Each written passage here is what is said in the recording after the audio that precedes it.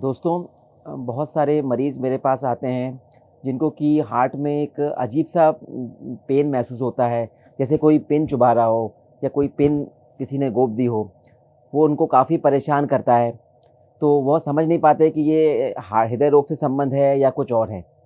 तो आज मैं डॉक्टर पंकज मनोरिया आज इसी विषय पे एक पूरा वीडियो मैंने बनाया है कि कैसे अपन डिफरेंशिएट करें कि ये जो पिन पॉइंट पेन होता है, ये हार्ट का पेन है या एंग्जायटी का पेन है या कुछ और है। तो ये वीडियो पूरा इसी पे आधारित है। देखिए, बहुत से पेशेंट को कई बार अजीब-सा दर्द महसूस होता है, जैसे कोई दबाव पड़ रहा है हार्ट पे या कोई कस रहा है हार्ट को, बहुत प्रेशर कर रहा है, पिन चुभ रही है ऐसा। तो ये डिफरेंशिएट करना बहुत ज़रूरी होता है कि ये पेन किस वजह से हो रहा है।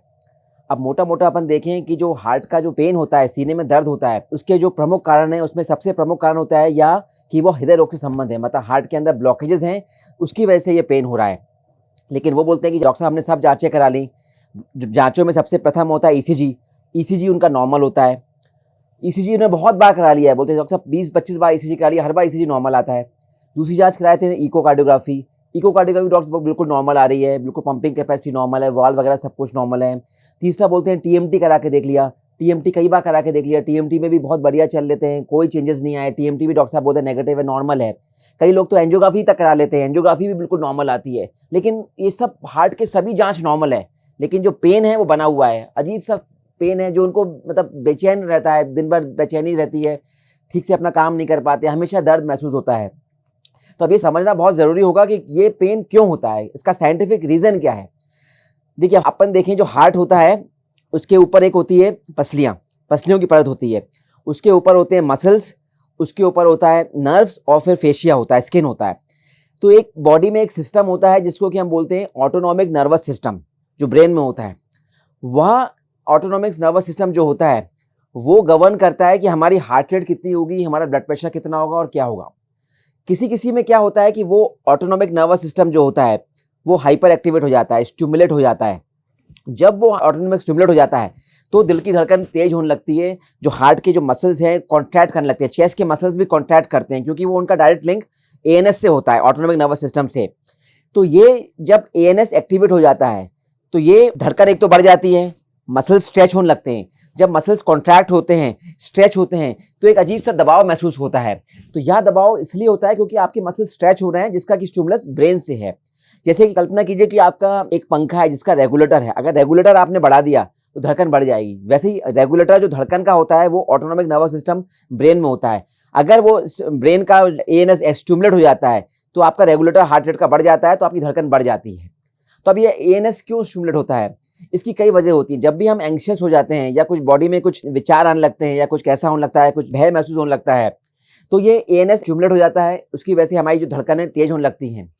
कई बार क्या होता है, बॉडी में कुछ हार्मोनल चेंजेस होते हैं, कुछ केमिकल्स कम ज़्यादा हो जाते हैं, जिसकी वजह से जो एएनएस को वो स्टिमुलेट करने लगते हैं।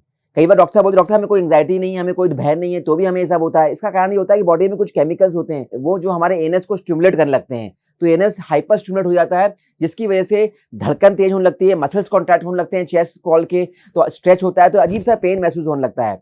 लेकिन हमें मतलब ज़रूरी है कि ये जो पेन है, ये हार्ट अटैक का पेन नहीं है, ये कोई मेजर बीमारी नहीं है, बस ये आपका एएनएस स्टिमुलेट होता है, उसकी वजह से होता है। तो अब इसका क्या करा जाए?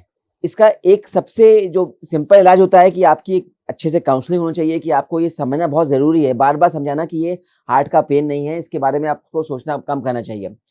इसके अलावा भी कई दवाइयाँ आती हैं जो हमारे एएनएस को थाम के रखती हैं, उसको काम डाउन करती हैं, जिसमें कि प्रमुख होती है बीटा ब्लॉकर्स। बीटा ब्लॉकर्स क्या करते हैं, एएनएस का जो सिम्पैथेटिक स्टिमुलेशन होता है, उसको इनएक्टिव करते हैं, उसको कम कर देते हैं। उसकी वजह से क्या, जो एएनएस स्टिमुलेशन कम हो जाता है, उसकी वजह से आपकी धड़कन कम हो जाती है, आपके मसल्स जो कॉन्ट्रैक्ट करते हैं, जो कि पेन का प्रमुख कारण होता है। जो चेस्ट मसल्स कॉन्ट्रैक्ट करते हैं, वही कारण होता है जो ये पेन, अजीब सा पेन होता है, जो नॉन कार्डिक पेन होता है, तो वो उसको थामते हैं। कई बार ये मसल जो स्टिमुलेट होते हैं एएनएस की वजह से, चेस्ट मसल्स, कई बार नेक मसल्स भी स्टिमुलेट हो जाते हैं। कई लोग बोलते हैं गर्दन में भी दर्द हो रहा है, पीठ में भी दर्द हो रहा है, कई बार यहाँ भी दर्द होने लगता है, माथे पे भी दर्द होता है। तो इसका सभी प्रमुख कारण है कि जो स्टिमुलेशन होता है, तो यहाँ के मसल्स ये भी स्ट्रेच हो जाते हैं, कॉन्ट्रैक्ट होने लगते हैं, इसकी वजह से हमें पेन होता है। तो ये पेन हार्ट का पेन नहीं होता।